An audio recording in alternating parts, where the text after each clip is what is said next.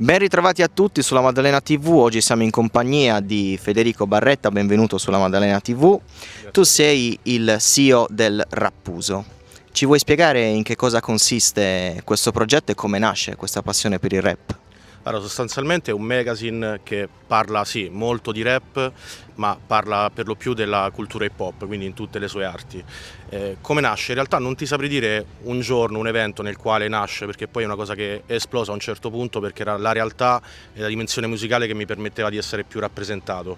Quindi ho ricordi di me che ascolto rap da sempre, praticamente, perché venni fulminato da questi, quando all'epoca non c'era ancora questa forte poi, no, se vogliamo dire anche prepotenza nell'industria musicale, perché oggi è un genere che comunque è molto forte, c'erano queste jam dove vedevi queste persone appassionate che ballavano per terra, c'era il breaking, c'erano i writers, c'erano i rapper appunto, i DJ appunto e quindi è stato un colpo di fulmine perché vedevo che era una passione per loro che mi veniva trasmessa e che mi dava anche lo sbocco di permettermi di esprimermi. E infatti ho provato poi le varie arti fino ad arrivare a dire ognuno fa il suo, ero un buon cronista di quello che succedeva e quindi poi. Senti, come inquadreresti il rap italiano in questo momento? Allora, sicuramente è un fenomeno ormai di massa e accessibile a tutti, per fortuna. Perché dico per fortuna? Perché negli anni magari 90, nei primi 2000, prima dell'avvento di Fibra, perché poi per noi è stato il 2006 quando esce Tradimento, è stato proprio no, l'evento che ci ha permesso di poterci lavorare, di essere riconosciuti, perché fino a prima magari eri anche un po' strano che ti vestivi largo e che provavi a rappare in giro per strada. E quindi oggi abbiamo la fortuna di poterci lavorare e di vedere tantissimi nuovi artisti che ci rappresentano e ci rappresentano benissimo, anzi finalmente anche in Italia ci sono dei fenomeni che vanno fuori e diventano europei, mondiali addirittura, perché se già pensi a Sfera, se pensi ad artisti di quel calibro possono stare così e quindi è un fenomeno che ad oggi è anche una sorta di rivalsa, perché rappresenta noi che abbiamo iniziato prima e quindi penso che abbia lunga vita, anche perché poi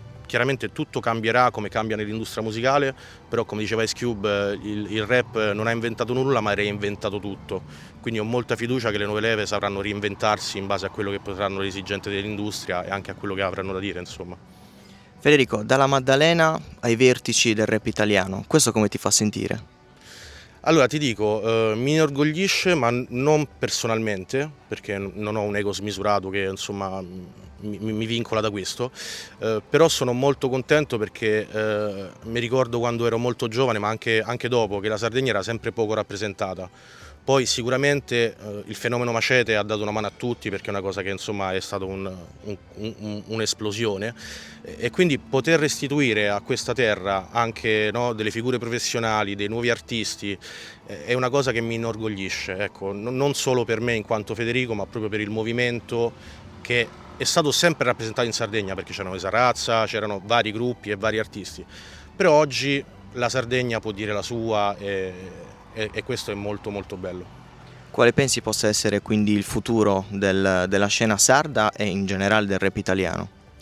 Ma guarda, come ti dicevo prima, il fatto di saperci sempre reinventare è una peculiarità del rap, perché poi avendo il dono appunto della parola, è una cosa che cambiano le generazioni, cambiano i concetti, ma chi sa farlo, dico chi sa farlo perché siamo in un periodo storico nel quale tutti provano a fare il rap perché comunque è una cosa che anche, no, se vogliamo, anche remunerativa, i rapper sono diventati noi calciatori se vogliamo in qualche modo, no? Tutti sognano di fare il rap, eh, però penso che ci sarà sicuramente un grande futuro per questo genere e ho molta fiducia nelle nuove leve, questo sì. Federico, le collaborazioni che tieni più nel cuore quali sono? Questa è una bella domanda, perché potrei essere scontato e dirti che abbiamo comunque ad oggi per fortuna lavorato un po' con tutti gli artisti della scena, quelle che però ho più a cuore sono state quelle figure, quegli artisti che ci hanno appoggiato il progetto, ci hanno aiutato, mi hanno insegnato tantissime cose, ti potrei dire Tormento, ti potrei dire ESA, ti potrei dire DJ Jed degli Articolo 31, insomma tante figure che quando ancora non avevamo una realtà così ben costruita, banalmente mi chiamavano e dicevano guarda quell'intervista, potevi alzare quel canale di quell'audio, potevi fare... Ecco, ho ricordo di tanti artisti del genere che ci hanno insegnato tantissimo. Ecco. E tu sei a disposizione per poter eventualmente anche portare questi artisti qua? È sicuramente un obiettivo che mi sono posto, ho visto anche che già parlando con amici, rapper, professionisti, è sicuramente anche una loro intenzione, e quindi ecco anche una delle cose che mi ha portato poi a tornare a casa è proprio questa, cioè cercare di restituire alla comunità madalenina anche degli spettacoli che magari fino ad oggi non hanno visto per X motivi, insomma, però sarebbe bello poter fare entrare anche quel lato più mainstream, ma anche quella cultura hip hop all'interno di un'isola che se lo merita, e anche tante figure che già comunque stanno costruendo.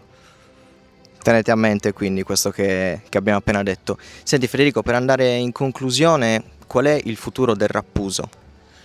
Allora, sicuramente siamo sempre in movimento, quindi stiamo cercando di costruire nuove realtà. Nel 2027 c'è l'obiettivo di costruire un'etichetta discografica, quindi ecco, per questo un mezzo per poter restituire all'isola questo sarebbe portare anche dei ragazzi insieme a figure, affiancate da figure magari più grandi, già costruite, però portare dei ragazzi a cercare di incanalizzarli e di farli esprimere al meglio, no? Perché tante volte ci sono ragazzi bravissimi artisticamente che però non sanno come collocarsi, perché oggi l'industria ti fagocita, cioè nel senso ti spreme fino allora. Invece sarebbe bello insegnare a ragazzi molto giovani, affiancati da figure professionali esperte, come poter essere duraturi nel tempo e sfruttare il talento che evidentemente hanno. Ecco, parlavamo infatti prima in privato della scena anche maddalenina.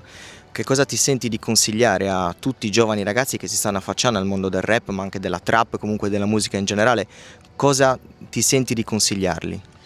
Allora, questa è una cosa che funzionava anche quando eravamo piccoli noi, no? C'è un'intervista del Danno dei Colle del Fomento che disse questa cosa che può sembrare banale ma non lo è per niente, è l'originalità.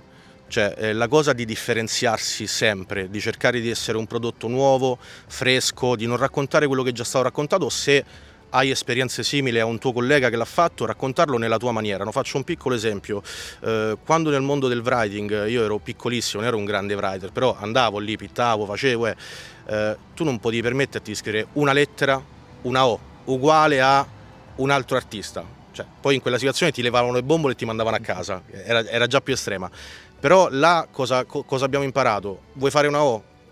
E deve essere la tua O. Ecco, quella roba lì deve essere anche per i ragazzi che oggi fanno rap, iniziano o già hanno iniziato. Cercate di essere originali, cercate di portare il vostro prodotto, allenatevi tantissimo perché ci vuole tanto allenamento, e soprattutto fate anche molto caso alla dimensione live, perché oggi è pieno di artisti che hanno 1 milione di streaming su Spotify e non hanno mai visto un palco. Li metti su un palco e giustamente sono fermi. Hanno difficoltà. Sì. Quindi allenarsi su quello è importante. In Sardegna abbiamo Salmo che è uno dei più grandi sui live. Devono prendere spunto anche da questi personaggi, perché poi è importantissimo esibirsi live. Federico, io ti ringrazio tantissimo per questa intervista e in bocca al Grazie a lupo. voi.